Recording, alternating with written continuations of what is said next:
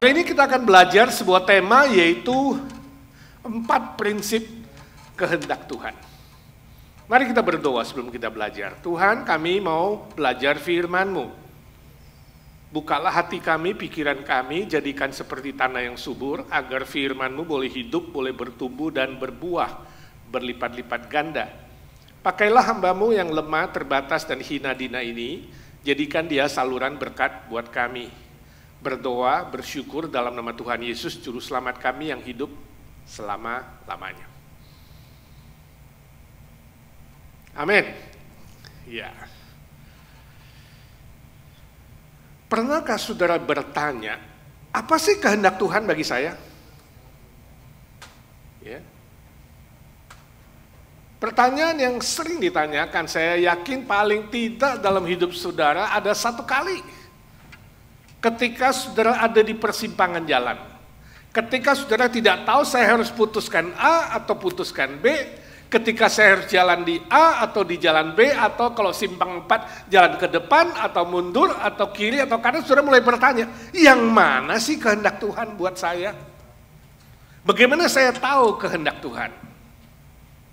Coba saudara manggut-manggut kalau pernah bertanya. Coba saudara geleng-geleng kalau gak bertanya. Halo? Siapa yang pernah bertanya? Angkat tangan. Siapa yang gak pernah bertanya? Angkat tangan.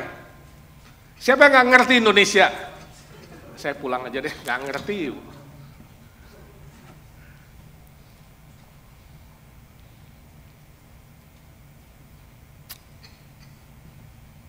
Ada orang bilang kalau mau tahu kehendak Tuhan itu berdoanya, ya lihat Tuhan buka jalan yang mana gitulah.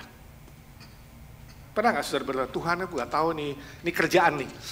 Kerjaan mana ya Tuhan yang aku ambil Tuhan ya. Tapi tolonglah Tuhan, kalau memang kehendak-Mu, tolong buka jalan. Kalau bukan kehendak-Mu, tutup semua jalan. Pernah doa demikian gak saudara? Jadi saudara gampang.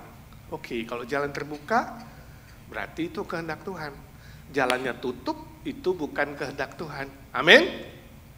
Amin? Salah. Sebab kalau saudara cari kerjaan, saya beritahu, jalan yang terbuka itu biasanya kerjaannya nggak benar. Jaga kasino, kerja di bar, kerja tempat judi, kerja di tempat pelacuran, itu buka loh semua, buka jalan. Mau cari kerjaan yang benar-benar gak lawan kebenaran Tuhan, itu tutup. Apalagi cari kerjaan yang minggu gak kerja, sulit kan? Jadi saudara, kehendak Tuhan tidak ditentukan oleh jalan terbuka atau jalan tertutup. Ingat, itu bukan prinsip. Ya, itu saudara ngarang-ngarang sendiri atau kata orang. Jadi jangan doa seperti itu. Kehendak Tuhan tidak ditentukan oleh situasi dan kondisi. 1, 2, 3. Kehendak Tuhan tidak ditentukan oleh situasi dan kondisi. Ada juga orang berdoa begini, Tuhan, aku tidak tahu kehendak-Mu yang mana Tuhan. Aku harus lakukan ini atau lakukan ini, gak tahu. Kalau kehendak-Mu Tuhan, beri aku hati yang tenang, ada damai. Kalau bukan kehendak-Mu, gak ada damai.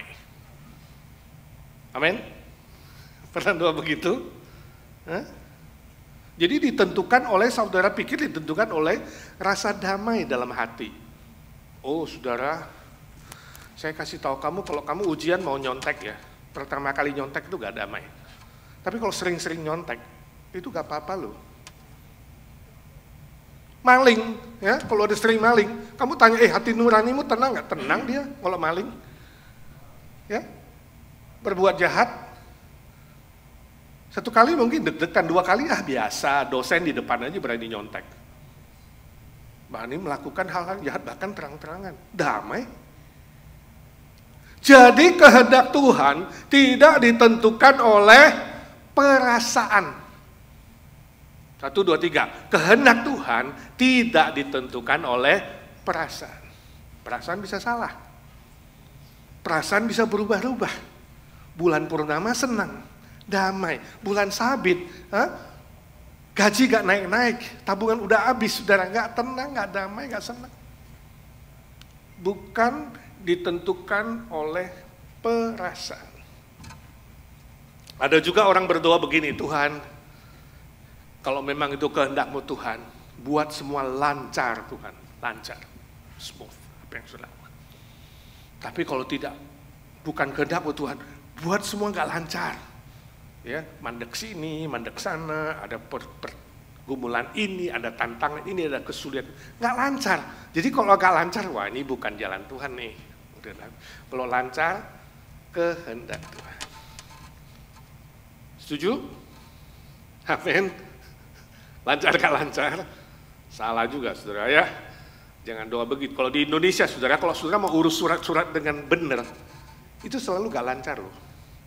Tapi kalau saudara mau kasih uang pelicin, lancar, licin. Nyogok sini, nyogok sana, suratnya gak benar gitu ya. Lancar semua, sebab uang yang bikin lancar. Hati-hati, kehendak Tuhan tidak ditentukan oleh keadaan lancar atau tidak lancar. Kalau saudara perhatikan semua bapak-bapak iman dalam Alkitab perjanjian lama sampai rasul-rasul perjanjian baru, mereka semua nggak lancar loh. Kesulitannya banyak, tantangannya banyak, pergumulannya banyak. Ya, ikut Tuhan, mau pegang firman Tuhan, ketetapan Tuhan, justru itu gak lancar. Karena iblis gak senang, terus mau menyerang. Tapi mereka tetap bisa berada di dalam kehendak Tuhan. Jadi tidak ditentukan oleh keadaan lancar atau tidak lancar. Ya. Ada yang juga berdoa demikian, Tuhan aku gak tahu kehendak-Mu ya, kalau kehendak-Mu Tuhan kasih tanda. Minta tanda, ya? Seperti perjanjian lama diminta tanda kan? Ada Gideon minta tanda, ya kan? Yusuf minta mimpi, ya. Jadi ada sesuatu sign, tanda. Tapi bahaya nggak minta tanda, saudara? Saya nggak tahu selama ini saudara cari kehendak Tuhan tuh minta tanda nggak? Ya. Tuhan, sudah lama aku pengen punya seorang teman hidup, calon suami.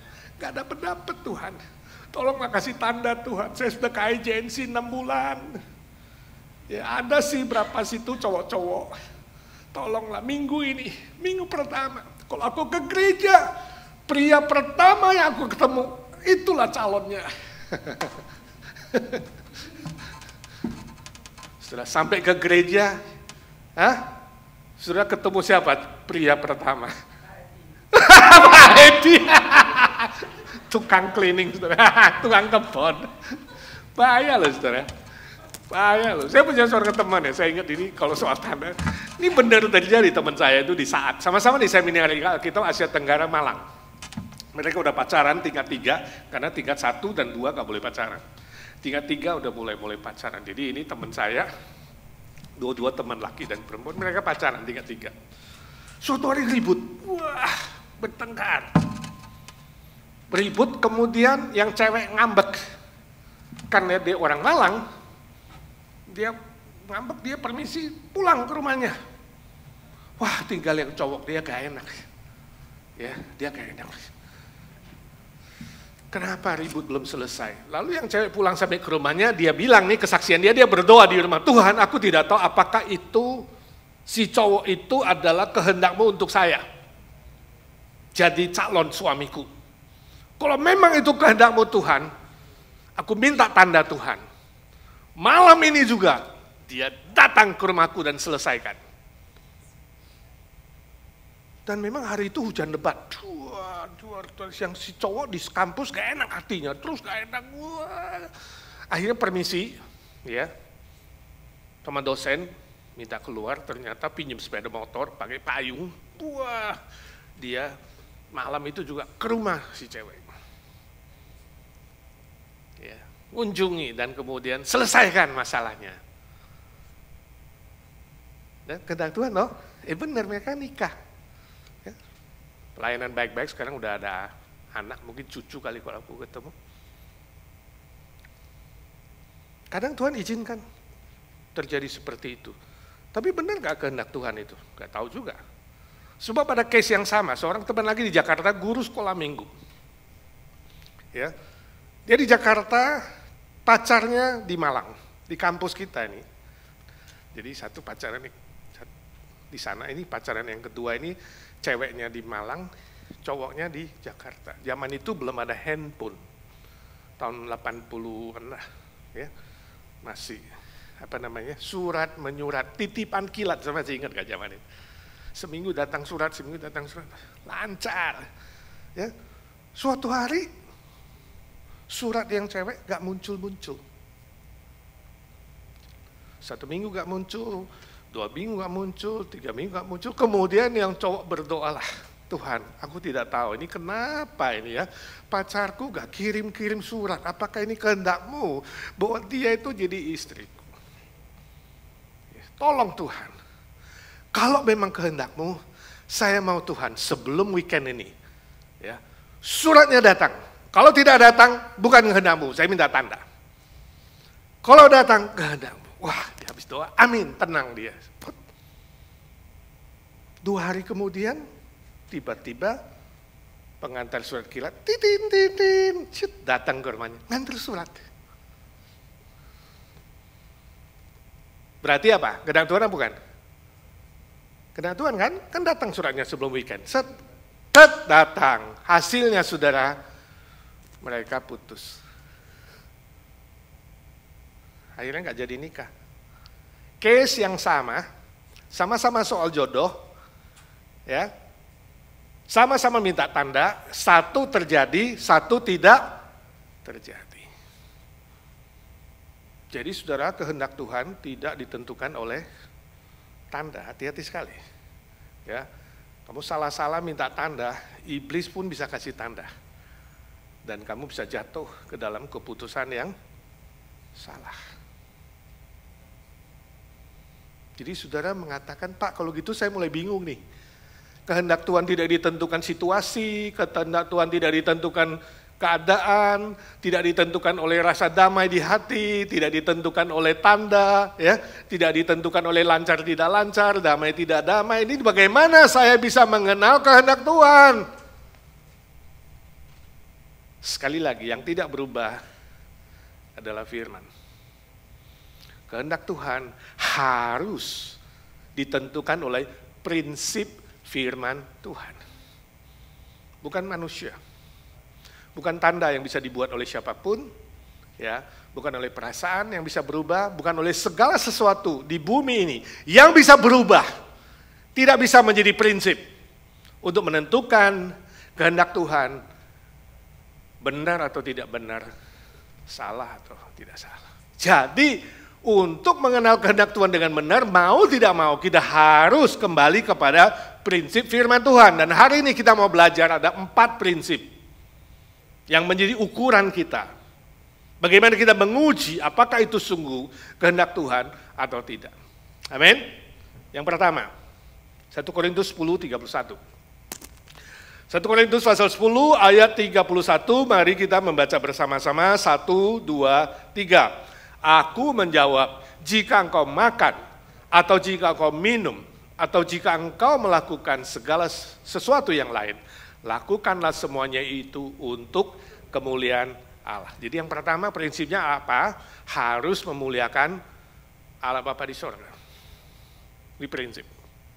Apapun yang kamu putuskan, apapun yang kamu lakukan, entahkah soal makanan, soal minuman, soal keputusan apapun, tanya pertanyaan pertama, apakah keputusan saya, apakah yang saya lakukan itu sungguh-sungguh memuliakan Bapa di sorga, ya, mendatangkan kemuliaan Bapa di sorga. Maksudnya apa memuliakan Bapa di sorga? Wujudnya adalah bahwa nanti nama Tuhan tidak dihina, tidak diejek, tidak dipermalukan, tapi nama Tuhan, nama Allah Bapa itu dipuji, ditinggikan dan dimuliakan oleh banyak orang dan oleh kamu sendiri. Itu prinsipnya. Yang pertama, jadi berhubungan dengan Bapa di sorga itu harus bisa memuliakan Bapa di sorga. Kalau kamu lihat ada anak nakal sekali, ya, pasti kita tanya, bapaknya siapa, betul nggak? Ini anak siapa ini? Bapaknya siapa ini? Ya, jadi anak mencerminkan Bapak.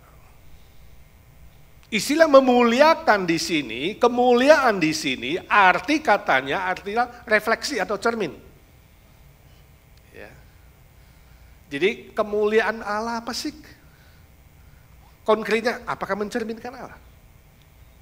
Ya, menjadi nyata, menjadi konkret. Sehingga waktu kamu melakukan itu, orang akan bilang, oh, Tuhannya. Ya. Orang akan lihat kamu, akan bilang, oh, ini anak Tuhan atau anak hantu?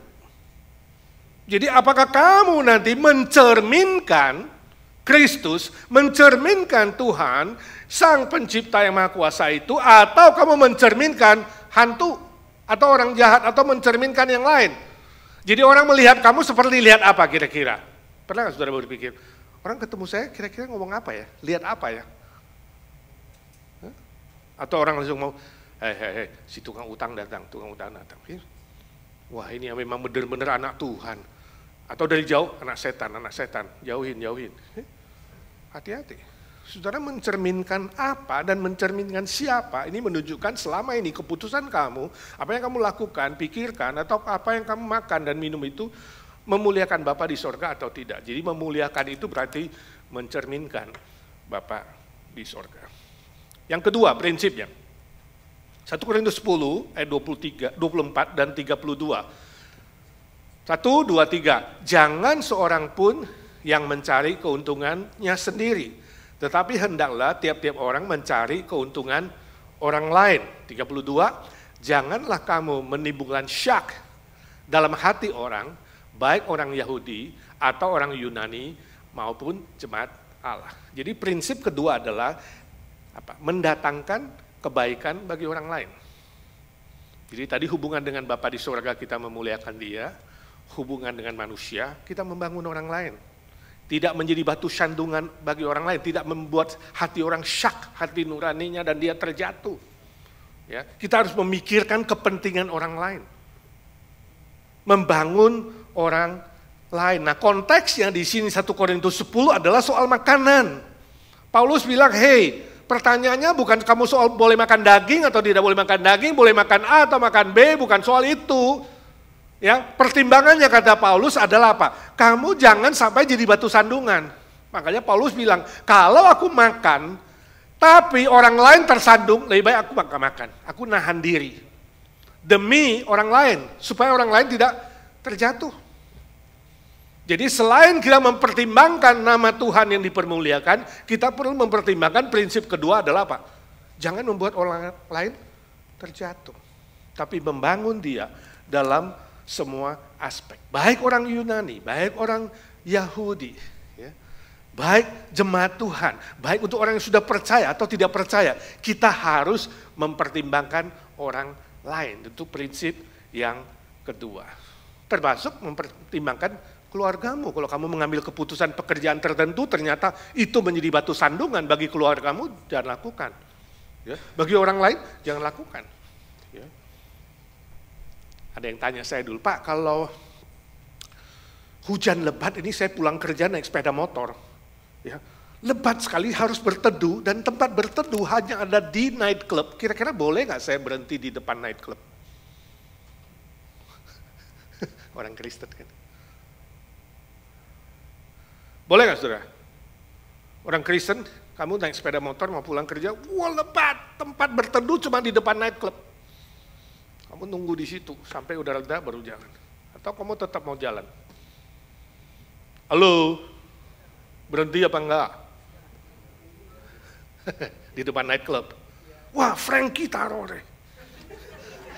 Tadinya sebenarnya ada tetangganya Frankie. Yang Frankie pernah bilang, yuk ke KKR yuk, ke IGNC, udah diajak-ajak belum mau. Lama-lama diajak, dia udah mulai tertarik. Tadinya minggu depan dia mau ikut deh. Tapi waktu hari Jumat dia pulang kerja, dia naik motor, dia Frankie di depan night club, loh di sampingnya juga ada wanita. Sama-sama nunggu hujan padahal. Hanya karena pemandangan itu, lalu dia gak jadi mau ikut Frankie ke IGNC. Bisa gak? bisa. Saudara nangkap sekarang, hati-hati. Baik perkataanmu, baik tindakanmu, baik keputusan belum tentu salah. Karena Alkitab tidak bicara boleh gak boleh, dia katakan semua boleh. Kata Paulus, makan daging boleh, gak ada yang haram. Gak ada itu makan babi gak boleh, makan nggak, semua boleh. Di dalam nama Tuhan Yesus asal kamu makan dengan ucapan syukur boleh. Tapi kalau menjatuhkan orang lain, jangan lakukan. You see the prinsip? Bukan soal yes or no, boleh gak boleh, tapi soal prinsip kebenaran di situ. Kata Paulus, pertimbangkan orang lain. Saya melihat orang Kristen itu disorot di mana-mana kayak ikan di akuarium. Kalau sudah gak sadar, sudah diperhatikan. Baik tindakanmu, ya, baik perkataanmu, kamu berada di mana, hanya di depan nightclub, kamu padahal gak masuk, gak minum, gak macem-macem, ya kan? Orang hanya lihat kamu, wih, gila, Pak Edi di depan nightclub, kan? Gak lucu kan? Lalu yang mau datang ke agensi jadi batal, ya? Mau percaya Tuhan Yesus jadi batal. Gara-gara sikap, perkataan, dan perbuatan kita tidak menjadi berkat. Nah, suatu hari saya pernah diundang, saya ingat di Australia waktu itu kasih training, ya, kasih seminar di situ. Ya, ada yang kesaksian kemudian seorang mengatakan, ya Pak penting sekali ya kan katanya di gereja itu seminar pengerja waktu itu. Ya, jangankan di luar di gereja aja usher, ya dia cerita ada usher yang waktu dia datang, ini orang baru datang lihat dia usher itu ya. Dia bilang ini saya pertama kali ke gereja, saya lihat penyambut tamu itu ya. Mukanya cembetut gitu ya, kayak stres dan nggak ada semangat. Dia nggak jadi masuk tuh. Pertama kali mau ke gereja gara-gara lihat mukanya usher itu dia sampai pikir lah, gue diajak ke gereja supaya diberkati. Baru sampai pintu aja gue lihat mukanya gue udah gak diberkati. Pulang tuh. Jadi saudara yang jadi usher hati-hati saudara ya, berdiri di depan ya. Saya minta kalau sakit gigi jangan jadi usher hari itu. Saudara gak apa-apa, padahal saudara gak bisa, tapi saudara itu gak bisa ketawa, gak bisa senyum, wajahnya lemes, setengah sakit, jangan maksa saudara. Cari yang lain deh, karena itu ujung tombak di depan. Ya, ini ada yang kesaksian. Pak lihat mukanya aja gue udah stres, ya. Gimana gue mau diberkati di gereja, udah pulang aja deh. Jadi tolong saudara yang melayani jangan bikin orang stres. Makanya sering saya sudah doa yang melayani saya katakan apa? Jangan lupa senyum. Penting sekali. Mimpi nyanyi di sini, saudara. Saudara bikin orang stres, lihat Ira kan ketawa terus. Coba dia bikin stres. Jadi jangan sampai menjatuhkan orang lain. Yang ketiga, prinsip ketiga, 1 Korintus 10:23. Ya, 1, 2, 3. Segala sesuatu diperbolehkan. Saudara lihat, diulang lagi. Benar, tetapi bukan segala sesuatu berguna. Segala sesuatu diperbolehkan, benar, tapi bukan segala sesuatu membangun. Jadi prinsip ketiga adalah membangun diri sendiri. Tadi membangun orang lain, ya. Sekarang kepada diri sendiri harus membangun diri sendiri. Kalau saya lakukan ini, kalau saya putuskan ini, membangun diri saya enggak? Berguna enggak bagi saya? Ya, secara fisik, secara mental, secara rohani, secara finansial, secara keluarga, secara relasi, membangun nggak saya?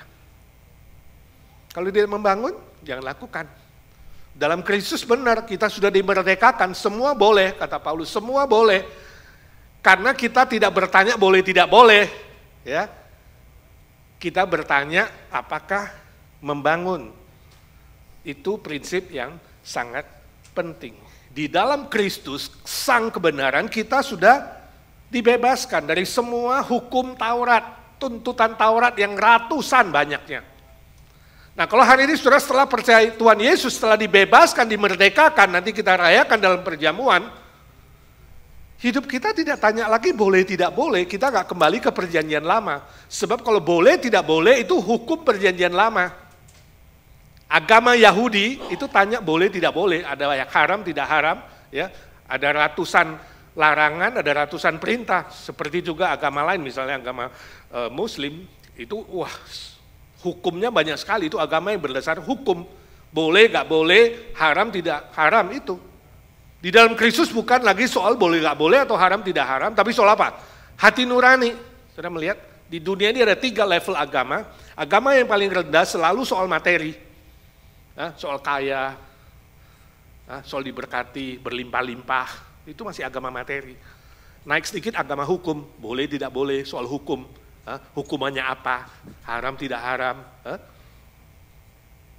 ngumpulin pahala, hitung berapa beratnya kebaikan, ya, berapa beratnya dosa, berapa beratnya pahala, itu soal hukum. Agama yang paling tinggi adalah soal apa? Hati nurani. Ini Yesus Kristus sudah menyelamatkan kita. Semua boleh, sudah bebas, semua sudah ditanggung Kristus, ya. Semua makanan, semua minuman ini boleh katanya, ya. Tapi apakah membangun hati nuranimu yang harus mempertimbangkan? Apakah membuatmu lebih mengasihi Tuhan? Apakah membuatmu lebih mengasihi keluarga? Apakah membuatmu itu secara finansial bertumbuh? Ya? Boleh gak Pak minum alkohol? Boleh gak Pak ini? Boleh gak itu makan ini? Membangun kamu gak secara kesehatan physically? Membangun kamu secara kejiwaan gak? Membangun kamu secara rohani gak? Membuat kamu lebih dekat dengan Tuhan, lebih mengenal Tuhan gak? Membuat hubungan suami istri lebih dekat gak? Membuat hubunganmu dengan anak, jadi dirimu sendiri, aspek dirimu. Membuat finansial kamu secara keuangan bertumbuh gak? Lebih baik gak? Itu kamu harus mempertimbangkan. Jadi soal hati, soal motivasi. Apakah motivasimu bisa mengasihi Tuhan dengan segenap hati, segenap jiwa, segenap pikiran, segenap kekuatan? Itu motivasi yang benar. Soal tujuan, apakah tujuanmu meninggikan Tuhan dan membuat kamu lebih dekat kepada Tuhan? Tujuan. Itu jauh lebih penting dari soal boleh tidak boleh. Jadi saudara harus belajar bertanya diri, apakah keputusan saya membuat saya lebih mengasihi Tuhan? Apakah keputusan saya membuat saya lebih memuliakan Bapa di sorga? Apakah keputusan saya membuat saya lebih maju dalam iman, dalam moral, dalam aspek-aspek hidupku sehari-hari? Ada orang tanya, Pak, orang Kristen boleh minum bir gak, atau minum anggur gak setiap hari? Boleh apa gak boleh? Halo, boleh apa gak boleh? Sekali lagi, bukan soal boleh gak boleh. Membangun kamu gak? Paulus menyuruh Timotius minum anggur setiap kali makan, supaya apa? Supaya mahnya sembuh. Kalau jadi obat silakan, tapi kalau jadi racun jangan. Bukan soal boleh gak boleh, soal tujuan, soal motif. Ya, ada yang tanya juga, Pak, apakah orang Kristen boleh ikut taruhan di kasino? Nah, sudah ke kasino Las Vegas nih, ya kan? Boleh gak ikut genjreng gitu ya? Taruhan, ya. Kalau kamu bilang nggak boleh, lah Alkitab di mana bilang jangan kamu berjudi? Ada nggak Alkitab? Kalau sudah baca dari PL sampai PB, ada nggak bilang hukum ke berapa? Ke 11 atau ke berapa? Jangan kamu berjudi, ada nggak? Nggak ada. Jadi boleh nggak kalau gitu? Nah, ini habis ini mau ke Vegas nih besok. Siapa yang ke Vegas besok? Jadi sekali lagi soal apa? Hati nurani kamu. Bukan boleh nggak boleh. Kamu harus tanya, tujuannya apa? Saya ikut genjreng gitu ya. Supaya kaya raya. Nah itu berarti nggak benar kan? Karena Alkitab tidak bilang tujuan hidupmu supaya kaya raya sih. Jadi salah. Jadi you cek tujuan hidupmu. Motif saya apa? Motif saya sama main for fun, atau motif saya adalah keserakahan. Kasih $1, harap-harap jadi 1 miliar sih. Uang kaget, uang cepat, uang panas. Sudah belanjakan, begitu makan, mencret misalnya itu. Jadi yang sudah tanya motifnya apa? Tujuannya apa gitu, ya kan? Nah juga saya tahu ada beberapa jemaat Kristen, termasuk agensi yang masih merokok, belum bisa lepas. Orang Kristen boleh merokok gak?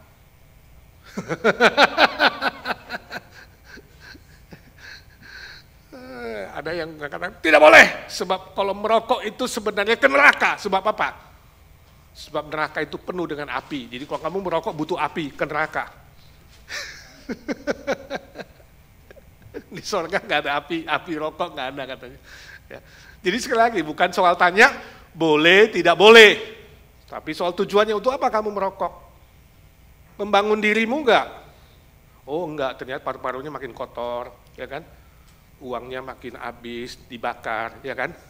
Lalu dia membagi racun kepada istri, kepada anak, nggak baik semua loh. Ya kan? Betul nggak? Jadi saudara yang masih merokok, stop lah.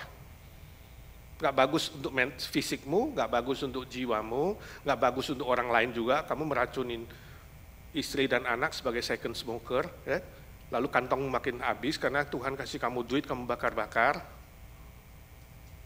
Paling kalau nggak merokok, mulutnya asam dikit. Saya dulu perokok juga, stop. Jadi saya stop rokok itu demi cinta. Ini sungguh cinta nggak? Kekasihmu. Dan stop. Jadi bukan soal boleh nggak boleh. Soal apa? Hati nuranimu. Amin? Yang merokok nggak berani bilang amin. Amin? Yang keempat, yang terakhir. Prinsip yang keempat. Tidak menjadi belenggu atau berhala. Tidak menjadi belenggu, ikatan atau berhala. Roma 14 ayat 23. Roma 14 ayat 23. 1, 2, 3. Tetapi barang siapa yang bimbang, kalau ia makan, ia telah dihukum. Karena ia tidak melakukannya berdasarkan iman. Dan segala sesuatu yang tidak berdasarkan iman adalah dosa. Ini prinsipnya. Harus berdasarkan iman. Nah, kata iman di dalam ayat itu artinya kebergantungan. Ya, kalau kamu beriman sama Tuhan, berarti kamu bergantung sama Tuhan. Ya, itu. Nah, kalau kamu bergantung kepada sesuatu, saya nggak tahu, ada yang bergantung kepada makanan, minuman, ada yang bergantung kepada something, berhala, itu jadi berhala. Jadi sesuatu yang kamu bergantung kepadanya, menjadi terikat kepada dia. Kalau nggak ada dia nggak bisa, kalau nggak ada itu nggak bisa. Menjadi sebuah ikatan, menjadi sebuah belenggu, nah itu dosa. Berarti Tuhan bukan tempat lagi kamu bergantung, tapi benda itu, alkohol misalnya. Orang yang alkoholisme bergantung kepada alkohol. Nah, boleh nggak minum anggur atau minum bir? Kamu tergantung nggak sama dia? Itu dulu. Kalau kamu bergantung kepada dia, berarti kamu beriman kepada dia, bukan lagi kepada Tuhan. Itu sama dengan dosa. Jadi sekali lagi soal prinsip, bukan soal boleh nggak boleh. Tapi soal apakah sesuatu itu, hal itu, telah menjadi berhalamu, telah menjadi sesuatu yang membelenggu kamu, mengikat kamu, sehingga kebebasanmu di dalam Kristus sudah tidak ada. Kamu nggak bisa bilang tidak. Ya. Ada nggak dalam hidupmu ada sesuatu yang mengikat kamu sehingga kamu nggak bisa say no, nggak ada kekuatan untuk say no kepada dia. Itu telah menjadi belenggu, telah menjadi ikatan, atau telah menjadi berhala. Dan itu tidak boleh, itu pasti bukan kehendak Tuhan. Cukup jelas? Karena ada orang bilang, ya Pak bisa, saya kalau ada minum bisa, Kak minum juga bisa, saya nggak tergantung, saya nggak terikat, saya nggak jadi belenggu. Go ahead. Tapi kalau mulai membelenggu kamu menjadi ikatan, nah itu menjadi tanda tanya. Ya. Jadi jelas saudara, kepada Tuhan kita memuliakan Dia, kepada orang lain kita membangun orang lain, kepada diri sendiri kita membangun diri sendiri, kepada benda atau materi atau makanan, tidak menjadi belenggu atau ikatan. Itu prinsip kehendak Tuhan. Saya baca tulisan seorang Indonesia tentang cellphone. Judulnya, Doa Pemilik Cellphone atau HP. Ya Tuhan, ampunilah dosa-dosa kami, para pemilik cellphone. Sebab kami lebih banyak mengisi pulsa daripada mengisi kantong persembahan di gereja. Jadi uangnya lebih banyak habis ngisi pulsa HP kalau di Indonesia. Tapi kalau ke gereja nggak persembahan. Saudara. Ya. Lebih sering baca WA dan SMS daripada baca Alkitab.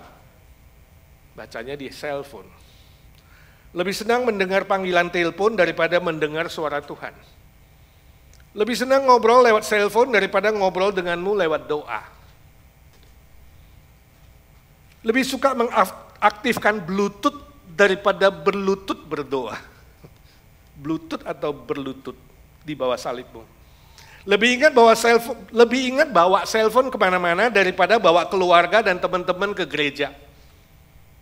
Saudara kalau mau ke gereja, begitu drive 10 menit, ketinggalan cellphone, balik gak ke rumah? Pulang ke rumah ambil cellphone dulu gak? Enggak ya? Habis kamu gak nyetir. Tapi kalau udah nyetir, baru 1 menit, lupa bawa Alkitab, lupa bawa uang persembahan balik gak? Juga enggak.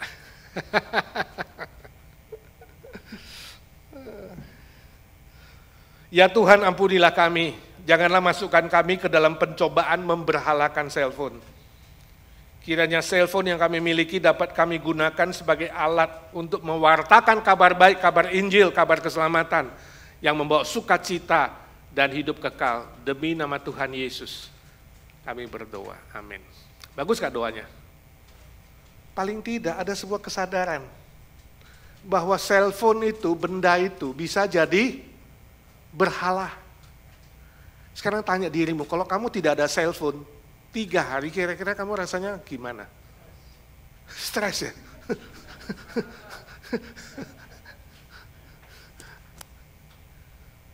Atau kira-kira kalau internet mati 2 hari gimana ya? Nanti manusia hari ini, saudara, kita begitu tergantung sama internet. Ya. Kulkas gak ada listrik 2 hari, waduh stres ya.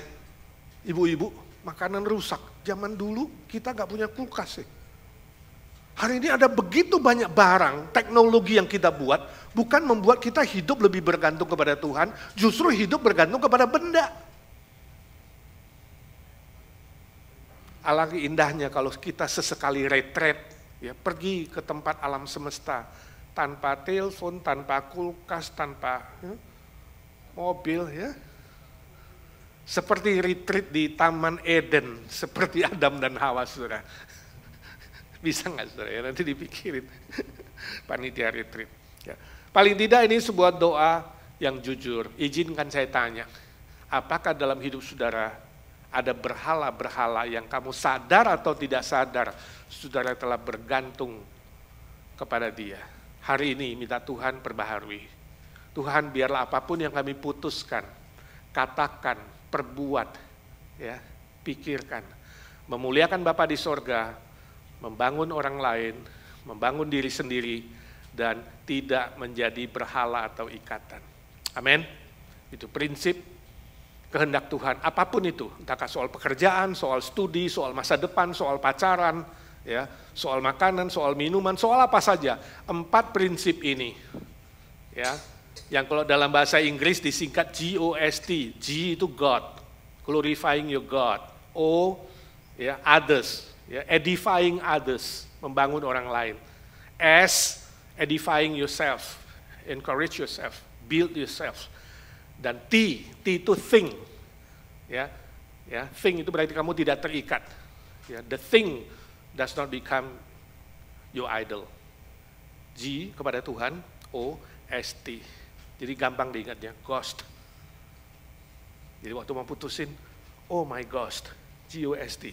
Saya tanya, mana paling penting? G-O-S-T, which one is the most important? Mana yang paling penting? 1, 2, 3, 4. Hah? Halo? Mana lebih penting? Semuanya. 1 tidak lulus itu bukan kehendak Tuhan. Harus lulus 4-4-nya. 4 prinsip kehendak Tuhan, bukan pilihan, tapi keharusan yang mutlak. Mari kita berdoa. Bapa di sorga, terima kasih untuk firman-Mu. Firman yang tidak berubah dari dulu, sekarang, dan selama-lamanya. Walaupun langit dan bumi akan berlalu, firman-Mu akan tetap selama-lamanya. Ajar kami berpegang pada prinsip firman-Mu, sehingga kami mengerti bagaimana mengambil keputusan, bagaimana menjalankan hidup ini, memuliakan Bapa di sorga, membangun orang lain, membangun diri sendiri dalam semua aspek, dan juga tidak ada ikatan, belenggu, atau berhala dalam hidup kami. Tiada benda atau manusia, apapun dan siapapun yang menjadi Tuhan kami, selain Tuhan Yesus Kristus yang sudah mati dan bangkit buat kami. Biarlah perjamuan kudus hari ini mempersiapkan kami dan memperbaharui iman dan praktek hidup kami sehari-hari. Ajar kami semua bukan lagi menjadi pendengar-pendengar firman, tapi kami menjadi pelaku-pelaku firman. Dalam nama Tuhan Yesus kami berdoa dan memohon berkat Tuhan. Amin.